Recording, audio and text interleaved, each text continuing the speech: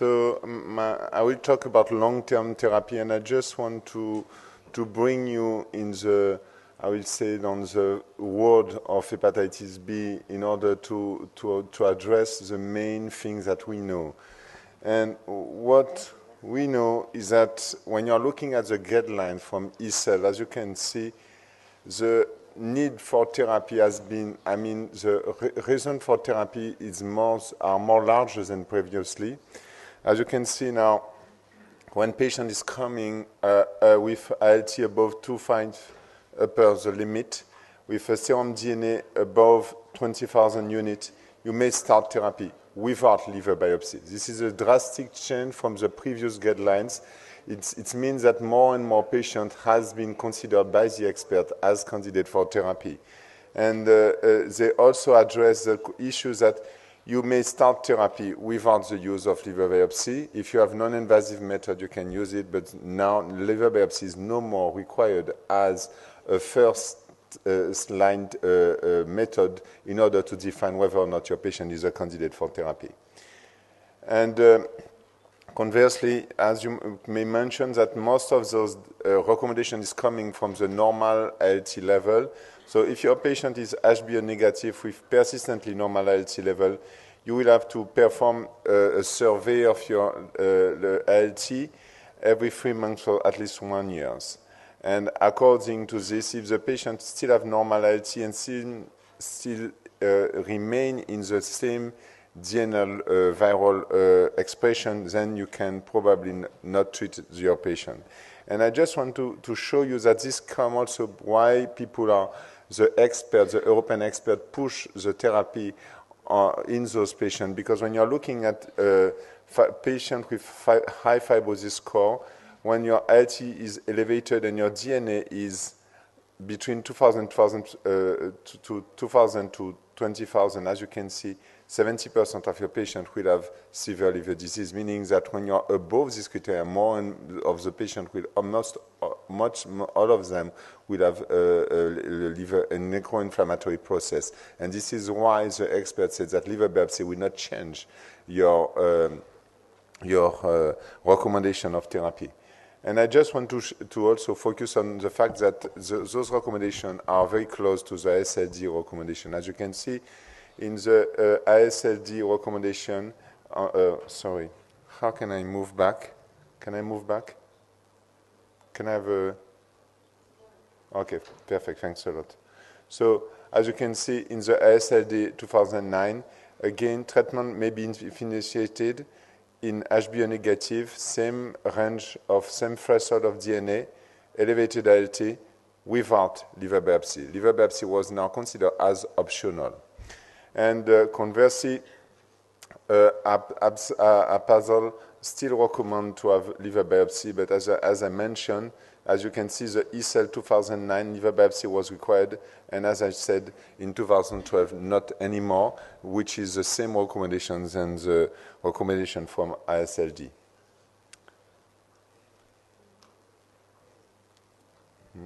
It doesn't work. But you can say the next slide, because unfortunately the battery is low in both. Okay, I will say next slide. So second thing, in terms of long-term, you know that when you're using tenofovir, which is with very low resistance profile, as you can see, you have most of the patients are controlled. Next slide.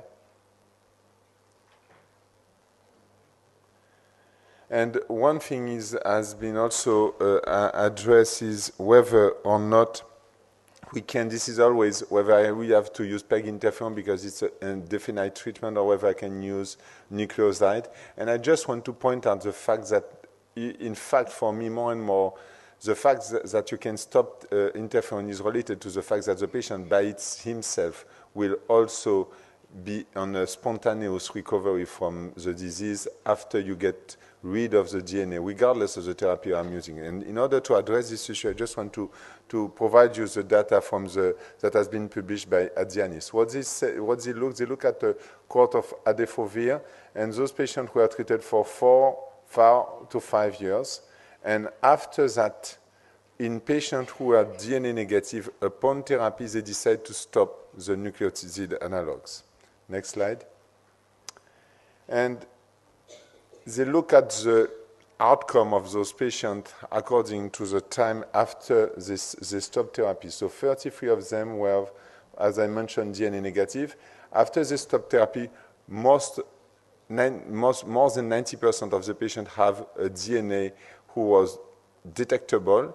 But the interesting thing is that when you're looking at the 6 years later, half of those patients approximately were with DNA negative, and which is for me more important, as you can see, you have around 13 of those, meaning around 60%, more than that, 70% of those patients who lost their antigen HBS. And every time people are talking, this is with interferon, just want to point out that nucleoside analogs, when a patient is a responder to therapy and you're looking at when you stop therapy, if DNA is negative, you can stop it.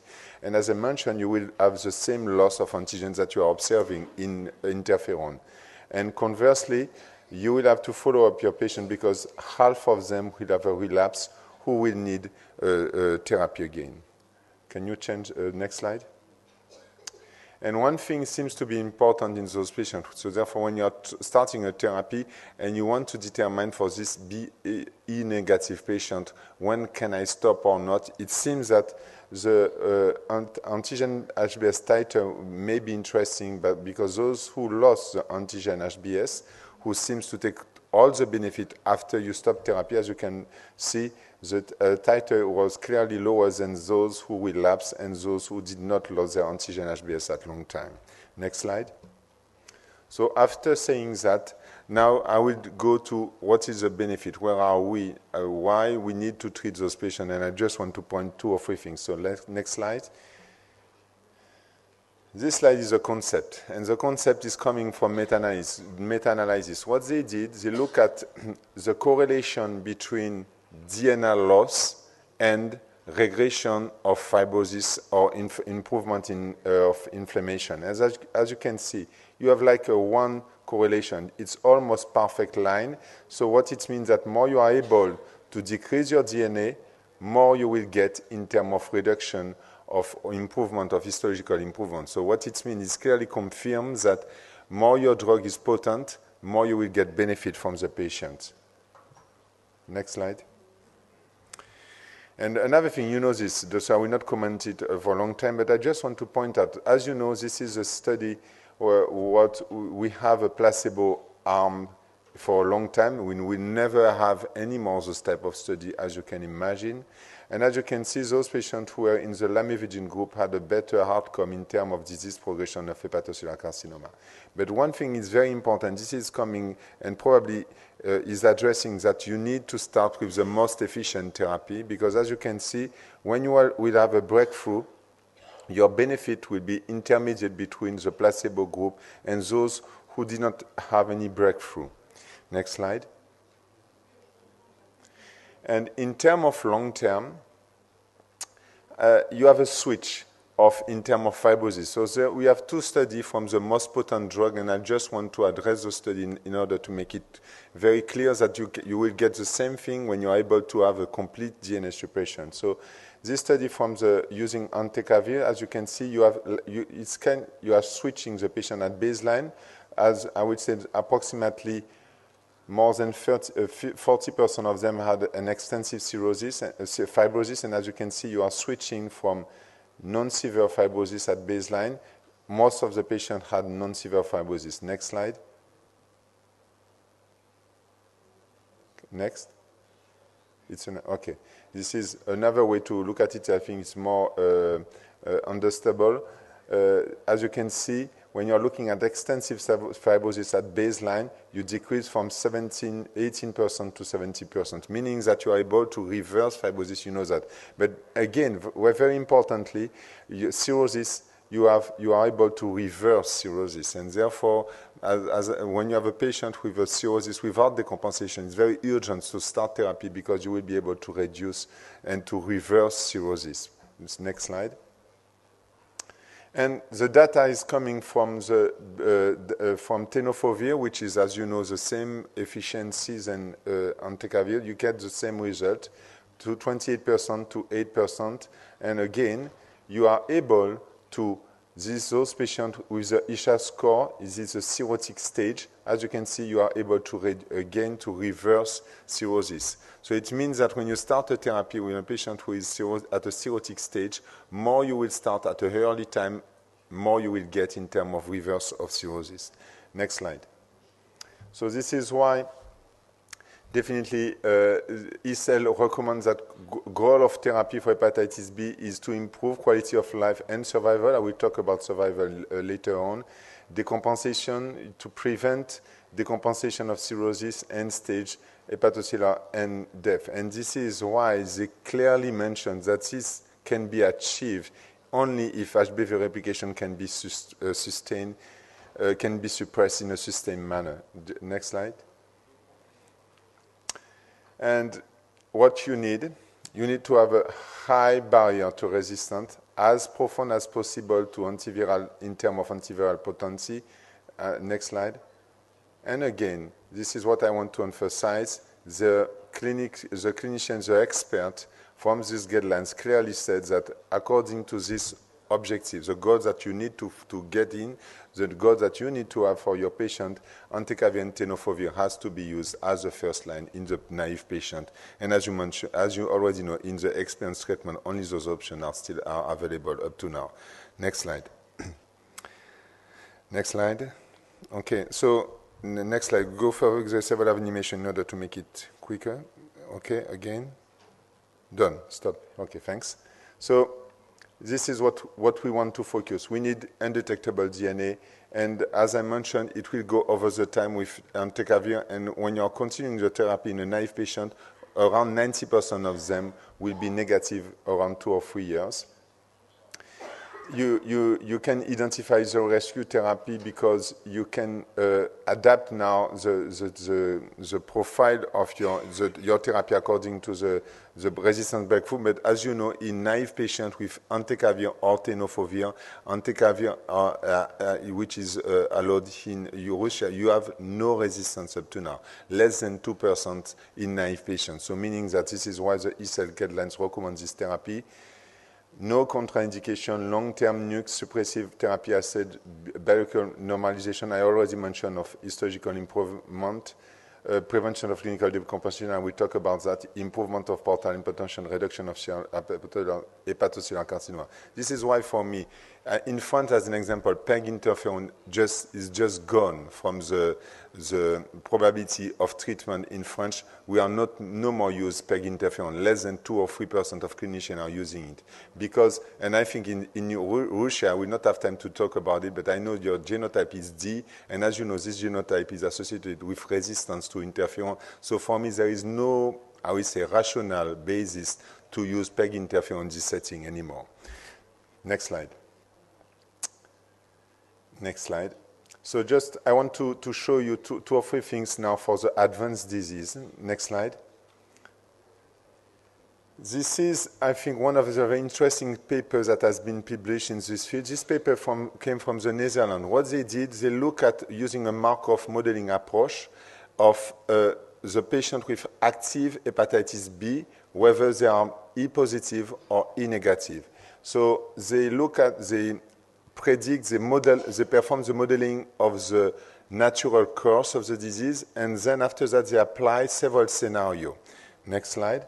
And as you can see, if you have an active cohort of patients with active hepatitis B, you are not doing anything. This is the natural history of, and as you can see, around 20 years later, you will have a significant number of patients who are going to die.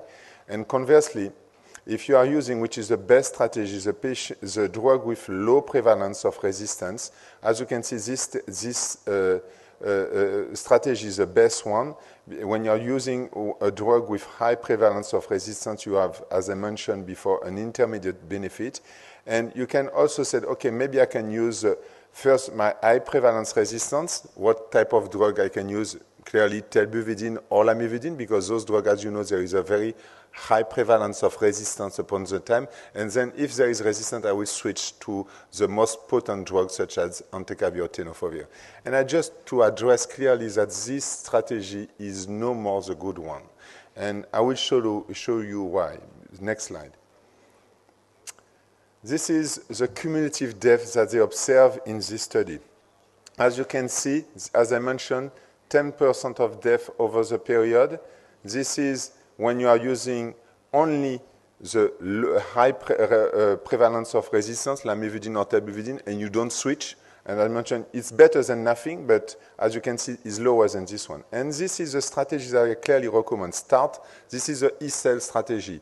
ECEL clearly said that you need to start with the most potent drug. And you can see, okay, if I use the salvage therapy first, high prevalence of resistance, as an example, lamivudine or telbuvidine, then switch to another one, this is not efficient because you can say 3 to 2% is nothing. It's important because this is a 30% reduction. It means that when you're using the strategy of switching one and then after one, you lost patient. You lost in terms of death.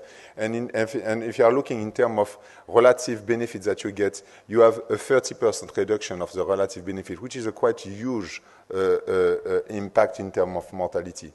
Next slide. And when you are looking at the cumulative number of decompensated, you have the same things. And again, you can say, oh, 2% to 1% is nothing. No. When you are looking in terms of relative benefit, you lost 50% of your benefit using this type of strategy. So there is no way. And I think that the ECEL guidelines were very straightforward for that. And as you mentioned, you can imagine in terms of survival, definitely you need to start with the most potent therapy because you will get more benefit. And if you are using this type of strategy, it's not relevant because, as I mentioned, you will lose patients and you will have more decompensated cirrhosis. Next slide. Same thing in terms of liver transplant. This is only in this setting that, no, can you go backward, please? Back? Can you go back? Okay.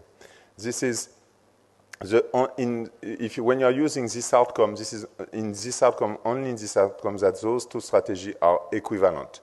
But as I mentioned, as an outcome, if you are looking at the outcome death, if you are looking at the outcome decompensated cirrhosis, the switching strategy is not relevant anymore. Next slide.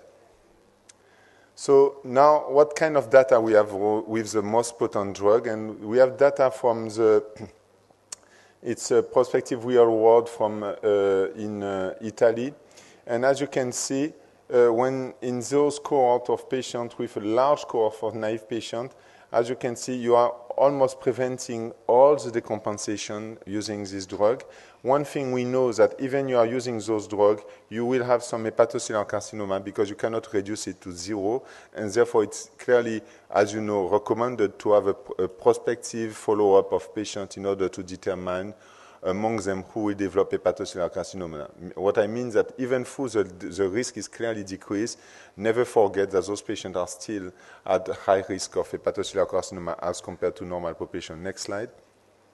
And this is a cohort from Japanese, and same result. As you can see, they look at the risk of carcinoma hepatocellular. As I mentioned, the risk is not zero, clearly lower than the control. This is a historical group without the use of entecavir. And even though you are drastically reducing your risk, as I mentioned before, the patient are still at a significant risk, meaning that you need to have a prospective follow-up using ultrasound in order to detect them at early stage. Next slide. And one thing I want to address, and for me it's a very big step, big progress forward in the next decade. This is what we published a long time ago. We look at the survival after renal transplantation. And as you can see, the patients who were infected with hepatitis B had the lower outcome, the lowest survival as compared to those with non-infected and with hepatitis C. And when you have this type of future, you can say, oh my goodness, hepatitis B is like a contraindication in the setting of renal transplant. Next slide. And this is the results that we have using in a pre-transplant patient lamivudine. At that time it was lamivudine. As you can see, you completely switch the outcome of the patient from non-infected to infected when they are treated, meaning that the use of nucleoside analog in this setting completely reverses the outcome of the patient. We have, in French, we just finished a prospective collection of data from renal transplant. It's around 30,000 patients, a huge number of patients. We got the same result. Now hepatitis B is no more affecting the outcome of renal transplantation because physicians are using nucleoside analogs in those patients, and therefore they are able to control completely the replication. Conversely, hepatitis C still had worse outcomes than non-infected because up to now we don't have available drug in this setting because PEG interferon is contraindicated. So definitely this is a big progress. Next slide. And in looking at what we know as a pathologist is the outcome of decompensated cirrhosis, and this is the area of lamivudine, and this is control. So now, when you have control with decompensated cirrhosis, as you can see, without therapy, very poor outcome. With the lamivudine area, you completely change the outcome of patient. So meaning, when you have a decompensated cirrhosis, it's mandatory to start the therapy as soon as possible. Next slide. And when DNA is detectable, don't look at the DNA level. When a patient is coming at a cirrhotic stage, compensated or decompensated, the indication for E-cell is just when the DNA is detectable, you can start therapy, regardless of the viral load. And so what we know from entecavir, this study from Shim in GEP 2000, they look at patients cirrhotic, compensated or decompensated. Next slide. I will make it a quick story. As you can see, you are able to improve the MELD, you are able to reduce the Child-Pugh score, to improve the albumin, reduce the bilirubin. Regardless of the biological future of the liver function, you are improving everything. So meaning that the patient who are decompensated cirrhosis, you will reduce the liver dysfunction when you will use the therapy, and you will be able to control the DNA replication. Next slide. And this study has been recently published by Law in Hepatology. They compare entecavir to adefovir, which you know is less potent than entecavir. Last slide. Next slide. Okay. So what has been observed by the author in this study is that in terms of the, probability of being undetectable, as you can see at 6 months and 12 months, definitely entecavir is better than adefovir. This is a randomized study. As I mentioned, all patients had hepatic decompensation. Next slide. And in terms of improvement of Child-Pugh score, as you can see, entecavir is doing better than adefovir. And in change of MELD score, same way. In terms of survival, there is no change because the sample size was not calculated for the outcome survival. So what it means, again, particularly in this setting of very severe patients, use the most potent drug because clearly they are more efficient to improve your patient. Next slide. Next slide. In terms of side effect, as you can see, there is serious event in all of them because this is related to the disease itself, because as I mentioned, it's decompensated, but related to the drug, there is very few side effects that has been observed in this setting, and I will address one or two things in this. Next slide. And another way also to look at it now, according to the guidelines of E-cell, you can say, okay, do I have to start Tuteno or entecavir? Both of them are working.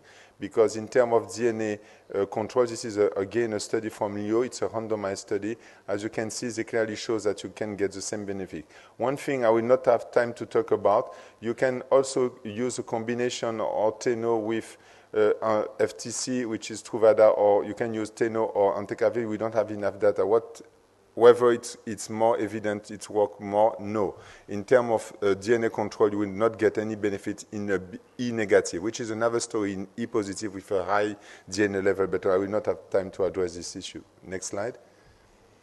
And now, what you need to do, but if independent for me more and more from the drugs that you are using, but you know that in decompensated cirrhosis, the risk of lactic acidosis is high, and this is why you need to have a prospective and very careful survey of lactic acidosis. Initially, this was described with entecavir, but as you can see, I show you 2 or 3 studies who reported lactic acidosis in TENO, ADEFO, or entecavir, because it's related to the decompensation of the disease. So what it means, conversely, that when you start the therapy, regardless of the drug you will use, as I mentioned, you have to use ante or TENO, and if you are using each of them, you will have to perform a control of your lactic acidosis, not related by itself with entecavir. And another thing which is important, when you have a renal dysfunction, it's better to start with entecavir, because as you know, tenofovir had some probably side effects related to the renal impairment. So when you have a very decompensated disease in our unit, and I think most of the unit, when the renal function is not so good, we are starting definitely with entecavir. Next slide. And this is why, again, the guidelines of ECEL clearly states that you have to rapid and profound viral suppression is required. Prevention of resistance are particularly needed in this group. I can tell you the switch strategy in this subgroup is very deleterious, because when you will have any viral breakthrough, your patient will have deleterious effects that may impact on its survival. So definitely in this group, goes forward for the best option. You can get improvement. And one thing I did not have time to mention, it doesn't mean because you are using the potent drug, even some patients will get their DNA negative, some of them will die from the decompensation. So as an example, in the French now society, we clearly recommend that when the patient have a decompensated hepatitis B, when the MED function is high, to refer the patient to the transplant center, because according to the evolution of the MED, some of them will be put on the waiting list. And as I mentioned again, as you can see, the ECEL guidelines clearly state that treatment is indicated even when HBV DNA is low. They clearly state that when DNA is detectable, start therapy. And again, if it's not detectable, you have to start it anyway, because you have to prevent any risk of replication in those patients. Next slide. And I'm done. Clearly, new nucleoside analogs induce disease regression and fibrosis regression and cirrhosis reversal, which is very now a consistent data. Long-term with nucleoside analog will have a major preventive effect on liver-related mortality and morbidity. And as I mentioned, the Netherlands study, the modeling approach is the best one to show you that more you are using the most potent drug, more you will get the benefit. And I want to emphasize the fact the switching strategy is not relevant in the setting of hepatitis B. Reversal of cirrhosis is observed, I mentioned. In patients with decompensated cirrhosis, definitely antiviral therapy is required. You will take the benefit, and this is a clear progress, a big step forward.